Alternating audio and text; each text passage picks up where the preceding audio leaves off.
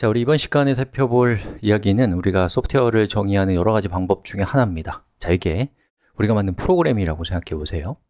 저는 프로그램이라고 하는 이것은 크게 입력에 대해서 저 프로그램이 어떤 정보를 처리한 후에 그 결과를 출력하는 기계라고 할 수 있어요.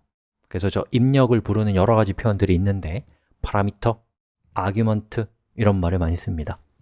그래서 파라미터, 아규먼트라고 하는 거는 파라미터는 입력되는 정보의 형식이 있을 거고 그걸 파라미터라고 합니다.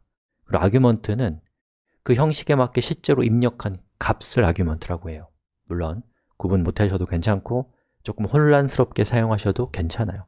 나중에 함수 부분에 들어가면 함수라는 거 배울 때 우리가 조금 더 적확하게 이 의미를 파악할 수 있는 기회가 있을 겁니다. 자, 아무튼 우리가 만든 프로그램은 인풋과 아웃풋으로 이루어져 있는데 저걸 줄여서 IO라고도 불러요. 그리고 우리가 이 프로그램을 만들 때 이미 웹 애플리케이션에서 URL 파라미터를 통해서 URL을 통해서 입력값을 줬고 그 결과를 이제 HTML로 아웃풋, 출력을 했었잖아요. 또 콘솔에서는 우리가 실행을 할 때 그것을 이제 화면에 그 콘솔 화면에서 출력을 했단 말이죠. 또는 뭐 프린트에 출력할 수도 있고 또는 파일에 저장하는 것도 아웃풋이라고 할 수 있습니다. 즉, 인풋도 여러 가지 종류가 있고 아웃풋도 여러 가지 종류가 있을 수 있는데 우리는 이번 시간에 살펴볼 인풋은 그 콘솔에서 여러분이 명령을 실행할 때 입력값을 주는 방법을 살펴볼 거예요. 그리고 이제 그거에 따라서 저 프로그램이 내부에서 조건문을 이용해서 입력값이 무엇이냐에 따라서 다르게 동작해서 다른 아웃풋을 출력하는 프로그램을 만들어 볼 겁니다. 실용성은 없을 거예요. 자, 검색을 해볼까요? 자신이 사용하는 검색 엔진에서 Node.js, 뭐라고 할까요? 콘솔 또는 input parameters 뭐 이런 식으로 검색을 한번 해보면 How do I pass command line argument to a Node.js? 어떻게 아규먼트를 command line에서 Node.js한테 넣을 것이냐?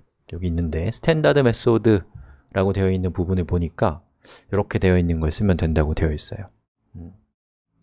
그리고 여기 보니까 또 이런 것도 있고요. 그래서 여기에서 요거 한번 일단 카피 한번 해볼게요.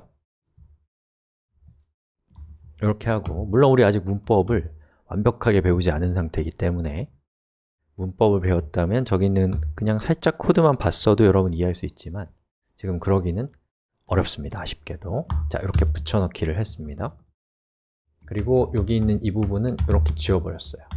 그리고 콘솔 로그 args라고 해서 한번 해볼까요? 자, 노드, 그 다음에 신텍스 밑에 있는 conditional.js라고 하고 제가 여기에다가 egoing이라고 제 닉네임을 적어볼게요. 엔터를 치면 이렇게 생긴 결과가 나와요. 그 얘기는 뭐냐면 이 arg라는 변수 안에 이렇게 생긴 정보들이 들어있다는 거예요. 저거 배열이라고 하는 형식인데 우리 아직 배우지 않았기 때문에 형식은 무시하십시오. 마음 편하게 가져주세요, 제발. 자, 그리고 이 중에 이제 첫 번째 자리에는 Node.js가 어떤 정보를 주고 있냐면 Node.js 런타임이 어디에 위치하고 있는지에 대한 정보를 주고 있어요. 그리고 두 번째 자리에는 우리가 실행시킨 이 파일의 경로를 주고 있어요. 그리고 세 번째 자리에 우리가 입력한 입력값을 주는 거예요. 자, 그럼 여기에다가 제가 이 뒤에다가는 K8805라고 이렇게 하고 실행을 시켜보면 이렇게 나오는 거죠. 즉, Node.js는 이 뒤에 들어오는 입력값들을 이렇게 그 세 번째 정보부터 입력값을 주도록 약속되어 있는 거예요. 그리고 우리가 여기 있는 이 세 번째 값을 가져오려면 어떻게 하면 되냐면 컴퓨터 프로그래밍에서는 숫자를 0부터 카운팅하는 경우가 많아요. 그래서 얘는 0번째 자리, 얘는 1번째 자리, 얘는 2번째 자리가 되는 거예요. 그래서 여기에다가 대괄호 2라고 하고 얘를 한번 실행시켜 볼게요. egoing이 되는 걸 볼 수가 있어요. 즉, 이 값이 얘가 된 것이죠. 자, 그럼 우리는 이 점에 착안해서 이제 뭘 할 거냐? 이걸 1로 했을 때 if문에 여기가 true가 되면서 C1이 실행되고 1이 아닌 다른 값이 왔을 때 이 부분은 true가 아닌 false가 되면서 C2가 실행되도록 하는 애플리케이션을 만들고 싶은 거예요.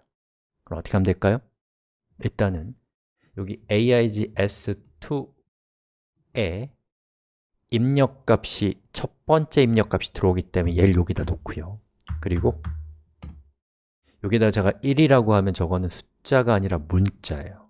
그래서 문자 1과 같다라고 하는 이 코드를 입력하면 어떻게 될까요? 엔터 치면 aig2의 값은 문자 1이 되고 문자 1과 문자 1은 정확하게 같죠? 그럼 얘가 true가 되면서 얘가 실행이 될 겁니다.